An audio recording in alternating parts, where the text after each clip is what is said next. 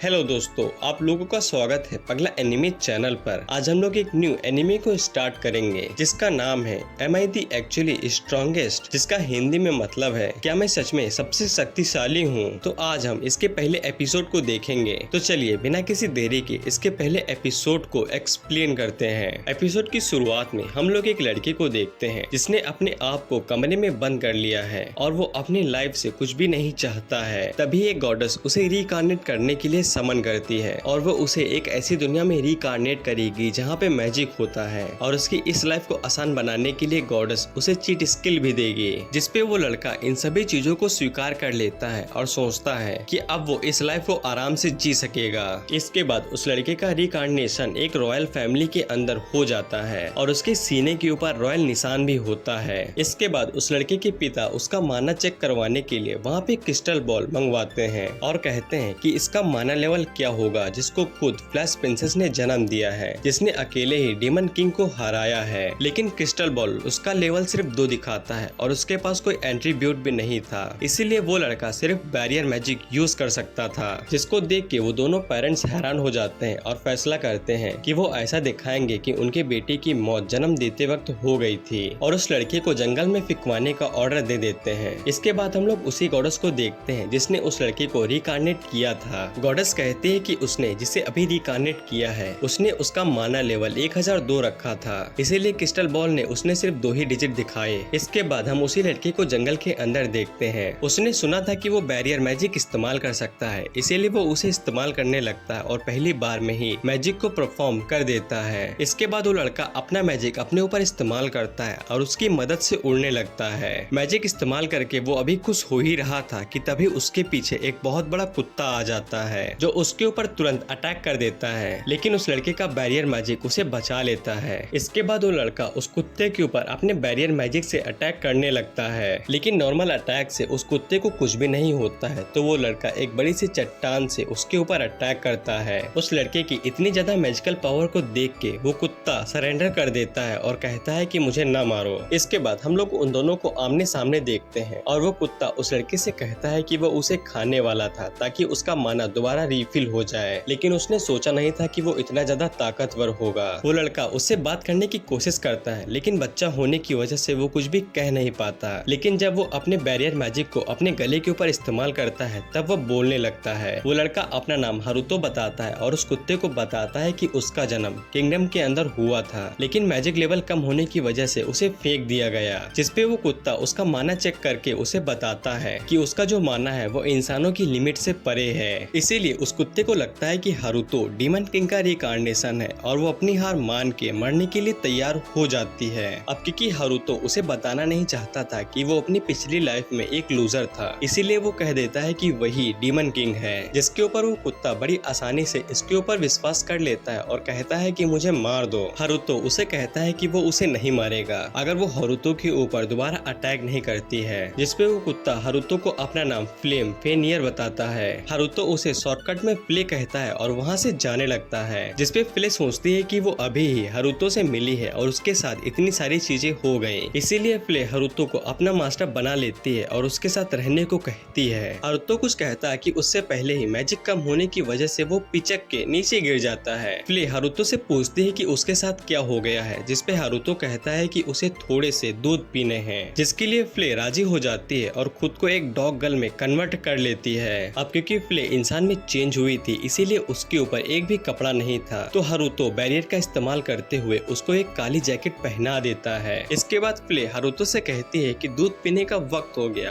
और अपने सारे कपड़े उतार देती है और कहती है कि एक मदर मिल्क सिर्फ तभी प्रोड्यूस कर सकती है जब वो मचाती है, इसीलिए वो हारुतो के साथ धूम मचाने के लिए रेडी हो जाती है। वो दोनों धूम मचाते कि उससे पहले उन्हें उनकी तरफ आती हुई एक आवाज सुनाई देती है। हारुतो फ्ले से कहता है कि वो दोनों सबसे पहले बात करेंगे, फिर सोचेंगे कि आगे क्या करना है। इसके बाद वहाँ पे एक एडवेंचरर आता है जो फ्ले से कहता है कि वो यहाँ पे एक बच्चे के लिए आया है, जिसपे फ्ले कहती है कि यहाँ पे कोई भी बच्चा नहीं है और वो कहती है कि वो अभी अपने मास्टर से मिली है और उसका मास्टर सिर्फ उसका है। जिसपे वो एडवेंचरर कहता है कि वो बच्चा उसके रिश्तेदार का है, बुरे हालातों के चलते उसे फेंक दिया गया, लेकिन वो यहाँ पे उसे बचाने के लिए आया है। जिसपे फ्ले कहती है कि किसी फेंकी हुई चीज को तुम बचाने के लिए क्यों आए हो, इंसानों को समझना सच में परे है। लेकिन एडवेंचरर इन सभी बातों को इग्नोर करते हुए फ्ले को दूध देता है और कहता है कि ये हारुतो को पिला दो। दूध को देख के हारुतो भी काफी खुश हो जाता है और वो फ्ले से कहता है कि जल्दी से ले लो। लेकिन फ्ले उसे इग्नोर करते हुए एडवेंचरर से कहती है क्या उसे लगता है कि फ्ले दूध नहीं बना सकती है, जिसपे एडवेंचरर कहता है कि इससे कोई फर्क नहीं पड़ता है कि फ्ले ये कर सकती है या नहीं। लेकिन इंसानी बच्चे को बड़ा करने के लिए फ्ले बिल्कुल भी फिट नहीं बैठती है, जिसपे फ्ले पूछते है कि उसे इस बच्चे की इतनी चिंता क्यों है, जिसपे एडवेंचरर बताता है कि उसकी वाइफ एक बार प्रेग्नेंट हुई थी लेकिन वो अपने बच्चे को जन्म न दे सकी और हारुतो को सिर्फ इसलिए फेंका जा रहा है क्योंकि उसके पास कोई भी पावर नहीं है। लेकिन उस एडवेंचरर का इससे कोई भी लेना देना नहीं है, जिसपे फ्ले उस एडवेंचरर की इतनी इमोशनल कहानी सुन के रोने लगती है। एडवेंचरर फ्ले से कहता है कि अगर वो ऐसा ही चाहती है तो वो उसके साथ एक डील करता है, वो हारुतो को अपने साथ लेके जाएगा और फ्ले उसके साथ आ सकती है हारुतो के ऊपर नजर रखने के लिए, क्योंकि वो उसे अपना मास्टर मानती है, जिसके लिए फ्ले भी राजी हो जाती है। और इसके बाद वो एडवेंचरर हारुतो की टोकरी को डिस्ट्रॉय कर देता है और उसके ऊपर खून डाल देता है, जिससे सभी को ये लगे कि हारुतो जंगल में किसी जानवर द्वारा मारा गया और वो दोनों एडवेंचरर के साथ रहने के लिए उसके घर में चले जाते हैं। इसके बाद अगला सीन 9 साल के बाद का होता है और हम लोग हारुतो को देखते हैं जो बड़ा हो गया था। हारुतो बताता है कि वो मार्ग ग्रेव गोल्ड की देखरेख में बड़ा हुआ है। उसका प्लान तो ये था कि वो जैसे ही दूध पीना छोड़ेगा वो यहाँ से चला जाएगा, लेकिन वो इतने अच्छे लोगों से मिला कि वो ऐसा कर नहीं सका। लेकिन हारुतो की छोटी बहन उसे पसंद नहीं करती है, इसीलिए हारुतो उदास रहता है। लेकिन उसकी छोटी बहन फ्ले को बहुत पसंद करती है और उससे पूछती है क्या वो उसके साथ दोबारा खेलेगी, लेकिन वो ये कह के मना कर देती है कि उसे हारुतो के साथ स्पेशल टास्क पे जाना है। लेकिन हारुतो फ्ले से कहता है कि वो उसकी छोटी बहन के साथ खेल सकती है। इसके बाद हारुतो की छोटी बहन शार्लेट और फ्ले दोनों गार्डन में खेल रही थी और हारुतो उन्हें खेलता हुआ देख रहा था। तभी हारुतो की मदर उसके पास आती है और उससे कहती है कि उसे परेशान होने की जरूरत नहीं है। ऐसा नहीं है कि शार्लेट उसे पसंद नहीं करती है, बल्कि उसे बस हारुतो के पास रहने में शर्म आती है, क्योंकि उसे अभी पता नहीं है कि लड़के कैसा बर्ताव करते हैं। क्योंकि हारुतो साफ साफ देख सकता है कि शार्लेट फ्ले के साथ कितने अच्छे से घुल मिल गई है, जिसपे हारुतो को लगता है कि शार्लेट को पता चल गया है कि हारुतो 30 साल का एक बुढ़ा है और वो एक लूजर के सिवा कुछ भी नहीं है, इसीलिए शार्लेट उसे पसंद नहीं करती है। इसीलिए हारुतो काफी उदास हो जाता है। उसकी मदर उसे एक आइडिया देती है कि हारुतो को कुछ ऐसा करना चाहिए जिससे शार्लेट उसके ऊपर भरोसा करने लगे एक भाई के तौर पर। इसके बाद हम लोग हारुतो को उसके कमरे के अंदर देखते हैं। हारुतो ने अपने आप को 9 सालों तक इस कमरे के अंदर बंद करके रखा है और उसने जितना हो सके उतना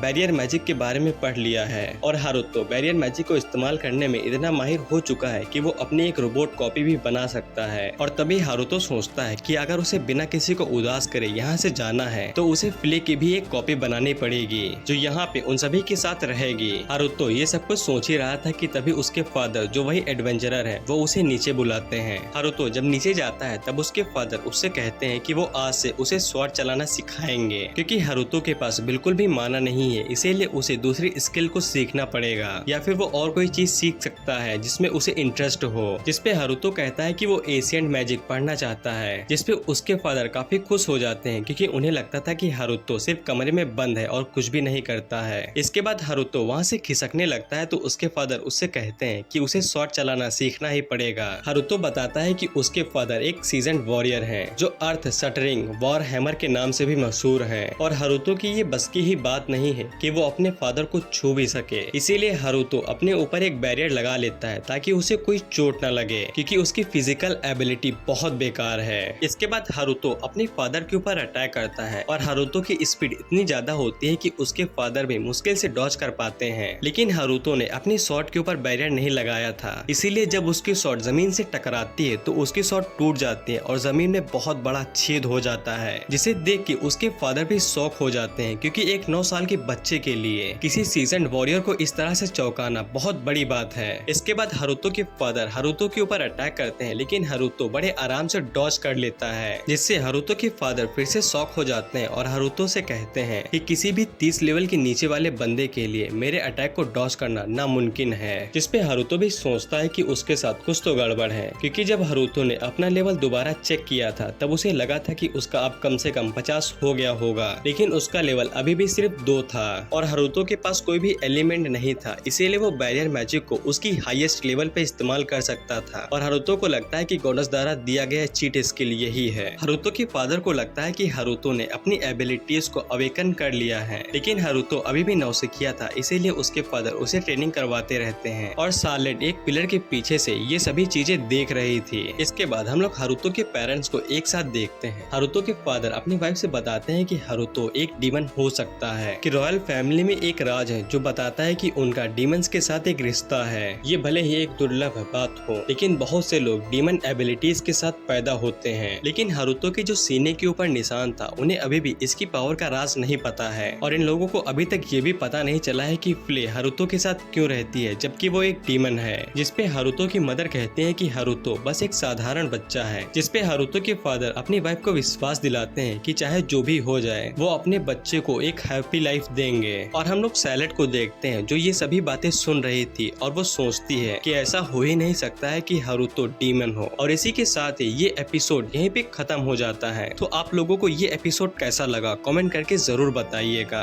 और इसके सारे एपिसोड वीकली आएंगे, इसीलिए आपको 7 दिनों तक वेट करना पड़ेगा।